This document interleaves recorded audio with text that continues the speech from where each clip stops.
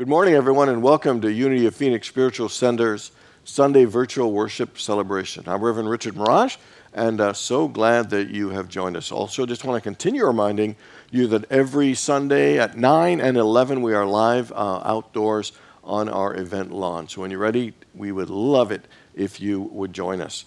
A reminder that this Wednesday is our Thanksgiving Eve service. It'll be held outdoors in the courtyard. It'll begin at 7 p.m. We will also be doing a virtual version that will be posted at 7 p.m. as well. And then Reverend Rogers' series on Advent will be posted immediately after that on Wednesday as well. So we'll continue doing Wednesdays and Sundays virtually on an ongoing basis. Also want to remind you that this Wednesday also is the deadline for your information or photographs of anyone that you want to be honored in our remembrance service, which is Tuesday, December the 1st. So the deadline is this Wednesday, November the 25th, for our service on Tuesday, December the 1st of Remembrance. Reverend Lori is now going to lead us in a time of prayer and meditation. I invite you to join me in a time of prayer and meditation, a time of quiet contemplation. As we close our outer eyes, take in a deep cleansing breath and release it slowly. Begin to relax your body. Begin to relax your mind. As we move our awareness within, letting go of any busyness we've had so far today. Gently letting go. If there's something heavy on your mind, release it now. God can fix it. God can take care of it. Just gently let it go. And open a space in your heart for divine love. In this quiet space within, we recognize our own divinity, that we are spiritual beings, here to do a great and important spiritual work, using our own innate gifts and talents, each one different from the other, but each one important, for it's what we came here to do. As we open that space of unconditional love more fully within our own being, we recognize the amazing diversity on this planet. Each and every unique life form is an important part of the whole. Created by God the good. And each one of us is part of the web of life. A beautiful strand in an intricate pattern of wholeness.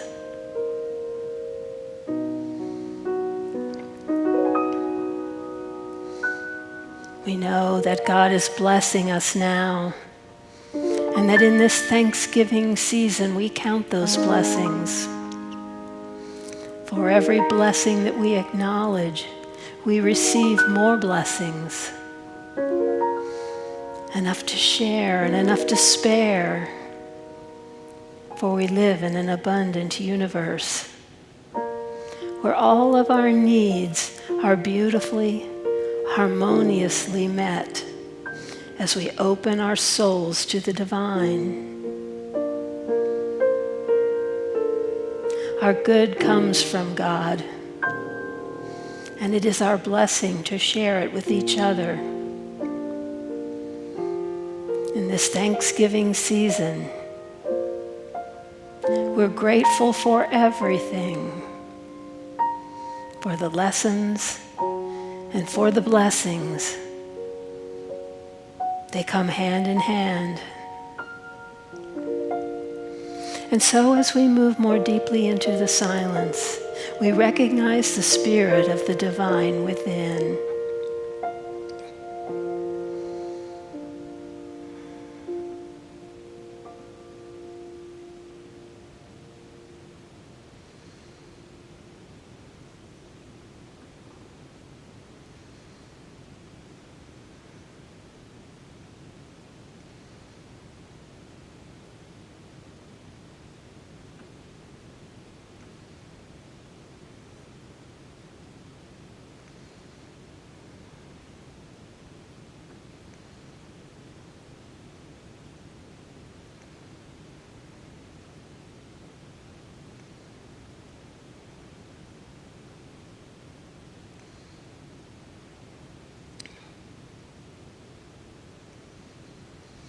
Sweet Spirit, we come in gratitude for each and every blessing we have in our lives. We thank you for bringing more good to us right here and right now.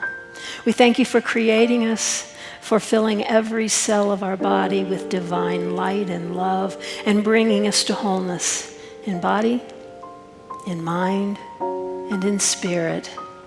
And so we say, thank you, God. Thank you, God. Thank you, God. And it is so. Amen.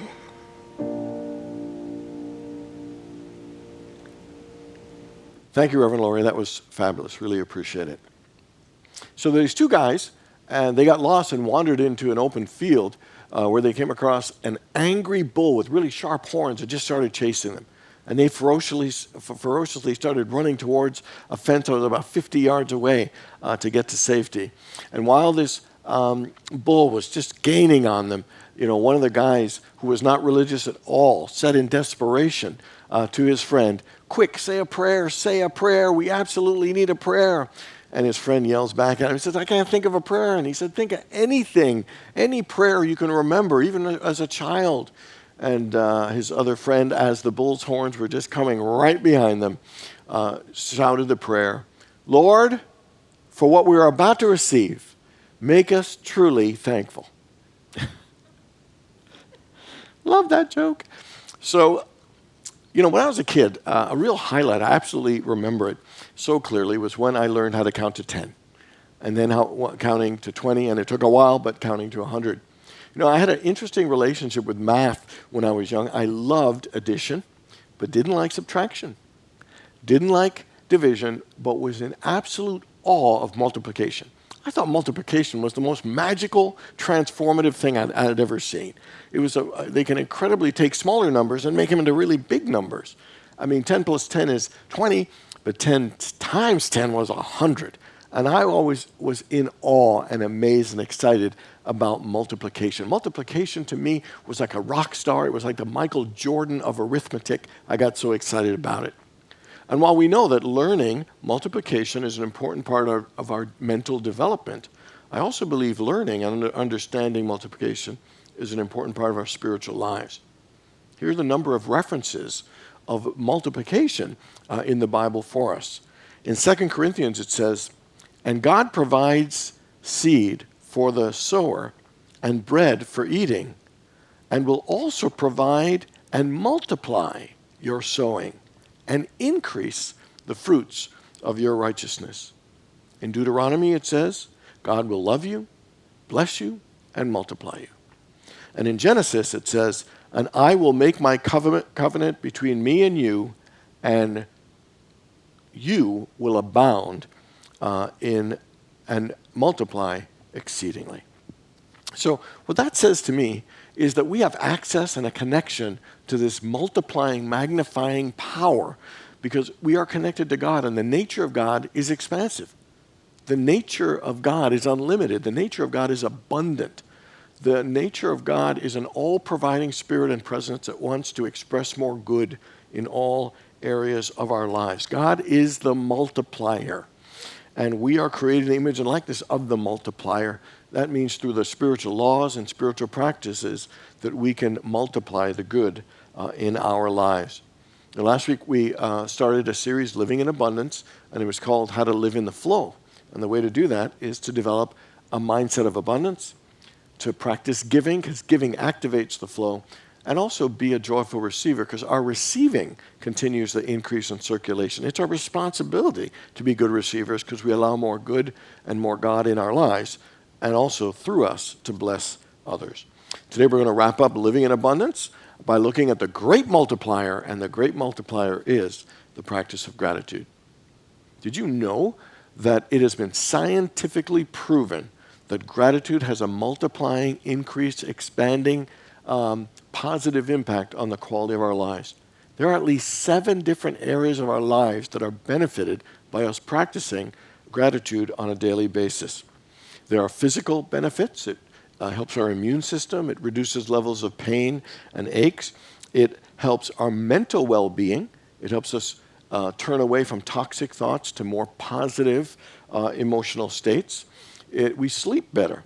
We feel better about ourselves. We feel more optimistic, more joyful, more connected, more satisfied, more social, and overall we feel happier. That literally gratitude is this powerful multiplier of our joy and levels of happiness if we are willing to practice it on a regular basis. You know, Plato had a powerful line when he said, "A grateful mind is a great mind, which eventually attract to itself great things." And that's really talking about the law of attraction, that when you have a grateful mind, you will attract more good. And the opposite is true, is when we focus on what we don't have, we will attract more lack. You know, one of my favorite parables is the parables of loaves and fishes, because that is an amazing example of the multiplying power of gratitude. So there's a situation, there's not enough food for the 4,000 or 5,000 people that are going to hear Jesus talk. There's only a little bit of bread, a little bit of fish. And so what does he do? He looks up, looks away from the lack and limitation, and then he blesses and acknowledges the good that's present, the bread and the fish. And then he gives thanks. And you know, when we give thanks and appreciate, it raises our vibrational level. It really raises our energy, and it creates a magnetic force that attracts more good. And what happens in that story? Somehow they had enough bread. Somehow they had enough fish. They don't even tell you how it got there. And it doesn't matter. It is illustrating the magnifying power of gratitude that will attract the things that we need. We have that magnifying power, and it's not just bread and fish. It will magnify our joy. Gratitude magnifies the level of love, the level of goodness in all of its various forms. Gratitude is a powerful, powerful, powerful thing. You know, one of the things that holds us back from experiencing gratitude is that consciousness I talked about, the consciousness of not enoughness. But when we practice gratitude, it'll multiply us from thinking that there is not enough to know there's more than enough. From focusing on the negative to focusing on the positive, from focusing lack to focusing abundance. Gratitude is a powerful multiplier in our lives. So on a scale of 1 to 10, 10 being high, how much of a grateful mind and how much of a grateful person are you? How often do you feel grateful and thankful in your life? You know, are you happy with the level of gratitude and grateful mind you have? Or is there room to actually expand and become a more grateful individual and practice gratitude and thankfulness more consistently every day? So today, we're going to look at what can we do to use the multiplying power of the practice of gratitude in our lives.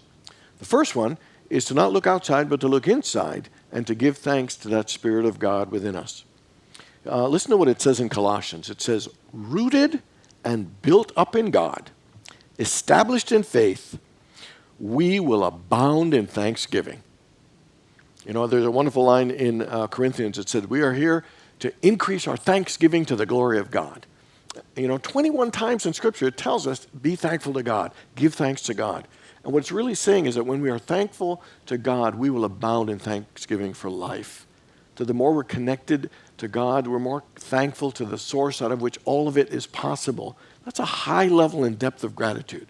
That's an overall gratitude that is thankful to God for life, for hope, for possibilities, for forgiveness. When we give thanks at that higher level, it's hard not to look through the eyes of our lives and abound in thankfulness for how good our lives are.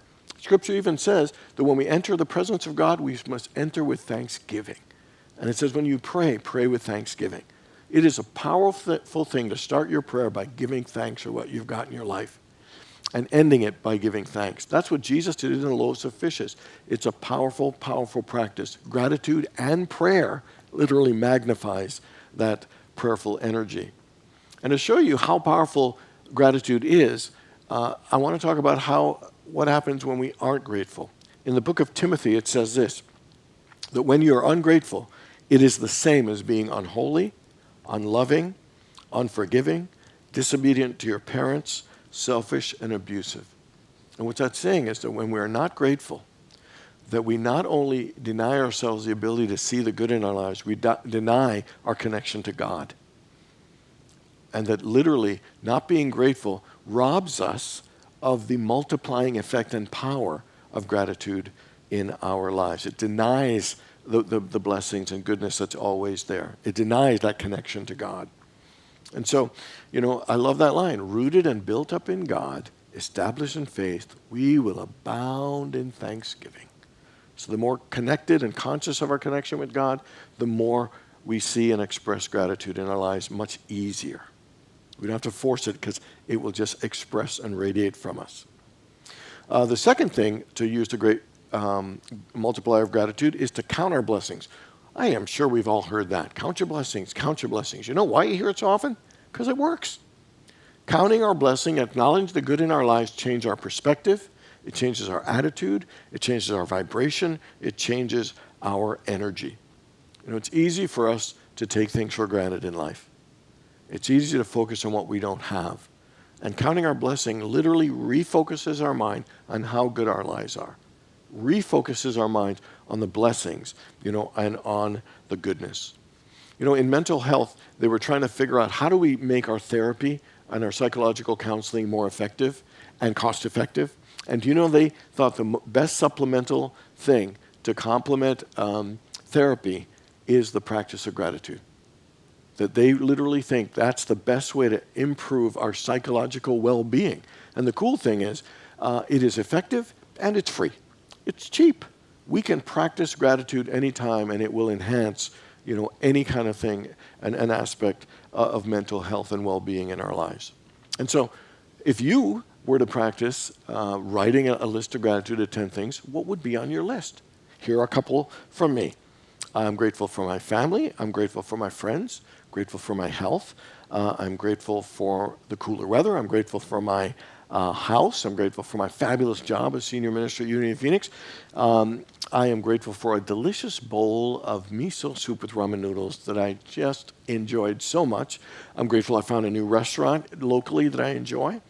I'm grateful that my brother, who had emergency surgery, is doing okay. I'm grateful I had a good chiropractic appointment. I'm grateful I had a wonderful interview that's posted online with Daniel Nahmod that was just so much fun. I'm grateful that I got to look at the moon and the stars, and I'm also grateful for sugar-free hazelnut coffee creamer. It's a beautiful and delicious thing. After service this morning outside, a lady came up to me and said, "You know what I'm grateful for?" I said, "No." She said, "I'm really grateful for Nutella. I love that hazelnut flavor." And it's a beautiful thing. And so all kidding aside, what are the things that you're most grateful for? And what are the things that make your gratitude list? Things that make you feel blessed. Things that make you feel cherished. Things that make you feel supported. Because we do that, you know what happens? We aren't just grateful for the good things in our lives, but we develop a grateful mindset by counting our blessings that helps us see good even in the situations that aren't as affirmative or successful as we'd like them to be. Let me give you an example from Stephen Pressfield, who wrote the book, The War of Art. He said, "The first professional writing job I ever had after 17 years of trying was on a movie called King Kong Lives. My partner and I, Ron Sussett, who did Alien and Total Recall, hammered out the screenplay, and we loved it. We were sure it was a hit. We even thought so after we saw the final film. We were certain it would be a blockbuster. So we invited everyone we knew to the premiere. We even rented the joint next door for a big triumphant blowout that we would have afterwards. Get here early, we warned everyone. The place is going to be mobbed." Nobody showed. There was only one guy in line other than our immediate guests, and he was muttering something about loose change. In the theater, our friends endured the movie in muted stupefaction. When the lights came up, they fled like cockroaches in the light. The next day came the review in Variety. Ron Sussett and Stephen Pressfield, we hope these are not their real names for the sake of their parents. When the first week's grosses came out, the flick barely registered. I still clung to hope. Maybe it was only tanking in the urban areas. Maybe it was playing much better in the burbs. So I motored to Ed City Multiplex. A youth was manning the popcorn, and I said, "How's King Kong Lives?" He gave an emphatic thumbs down and said, "Miss it, man. It really sucks." I was crushed. Here I was, 43 years old, divorced, childless, having given up all normal human pursuits to chase my dream of being a writer. And now, finally, I got my name on a big-time Hollywood production starring Linda Hamilton. And what happens? It bombs. I am a loser, a phony. My life is worthless, and so am I. My friend Tom Keppelman snapped me out of it by asking me, "So are you going to quit?" I said, "Hell no." He said, "Then be happy. You are where you want to be, aren't you? So you're taking a few blows. That's just the price for being in the arena and not on the sidelines. So stop complaining, stop whining, and be grateful." And just being grateful, even though he had a bomb, he was able to see what a great life he really did have. He really was living his dream. And being thankful for it helped shift his perspective on what happened, and he ended up learning and developing, and a year or so later wrote a new movie called The Legend of Bagger Vance that I believe starred Will Smith and was a great success. And it isn't always about the success, but it was about him being able to appreciate how great his life was, even when things don't always go our way. That's the benefit of counting our blessing. It doesn't just change our perspective in the moment, but it actually helps us to have better clarity to see good, even in situations that aren't going our way. The final aspect about using gratitude as a great multiplier is to express our appreciation. Mike Robbins was a longtime baseball player. His whole life has dreamed about playing in the big leagues. He was pitching since he was 7 years old. When he graduated from high school, he was a huge prospect, and the New York Yankees drafted him. He decided to go to college instead and went to Stanford. After Stanford, the Kansas City Royals drafted him, and he was in the minor leagues, like how most baseball players start out. And in his third year, he threw a pitch, and it blew out his arm, and his career was over. He was absolutely devastated. And he kept thinking about his regrets. He kept thinking about, all kinds of things. And he realized he didn't regret that he didn't try enough. He didn't regret all the different things, the years. But what he did realize he regretted was that he didn't really appreciate or enjoy the experience while he was having it. He was so focused on getting ahead, getting better, being a star, all these things, even worrying about not being good enough. And he didn't appreciate his experience. And that really shook him up so much that he got this curiosity about appreciation and started studying appreciation. He wrote a book called The Power of Appreciation. Spends his career actually traveling around talking about appreciation in all the different ways. And he realized in baseball, he didn't get the appreciation he was hoping for. And he realized that when you do appreciate individuals, whether they're on a baseball team or in a business or in a relationship, when there is appreciation of showing how you value and cherish and care about who someone is, he said productivity goes up amazingly high. That great things start happening. The relationship, our energy, our connection, our trust of one another really, really goes up. To feel valued and appreciated is the gift of expressing their appreciation to people in our lives. And I bet we all have a lot of people who do a lot of things that we like, but we never actually say, "I really appreciate that," or "Thank you," or "You really make a difference in my life," or "Who you are, makes a positive change in my life." So the question is, who in your life can you express more appreciation to? Your assignment for this week is to appreciate 3 people. And as simple in any way you want to do it, it just needs to show how you value them, and it needs to be genuine and sincere. Something not rote that you would say, but something that really touches you about the impact or the quality of that individual in your life. And the second important thing to express appreciation is to express appreciation for yourself. Sometimes we're, so don't think we're worth it or we think it's selfish, but it's important to appreciate ourselves. Appreciate what's wonderful about us. What do we do well? What are we contributing to our family and to our work, and to life itself? We feel like it's such a terrible thing to appreciate ourselves, but it's a hugely important thing, because if we don't appreciate ourselves, we cannot multiply and magnify the joy and happiness in our lives. That literally self-appreciation is a foundational thing we need, to actually lift our level and increase the level of happiness and joy in our lives. So what are the things you appreciate about you? And will you at least acknowledge it and express it to yourself? I heard a fabulous quote, and it says, "This isn't the year we get everything we want. This is the year we learn to appreciate everything we have." And I would say that is very, very true. At this Thanksgiving time, I think it is a reminder that we need to kick up our level of appreciation and gratitude for all areas of our lives. It's easy to take things for granted, but when we use gratitude, like multiplication increases numbers, that gratitude will increase the level of joy and fulfillment in our lives. And the three practices is to abound in thanksgiving to God. Give thanks to God. Acknowledge God in all ways. The second one is count your blessings.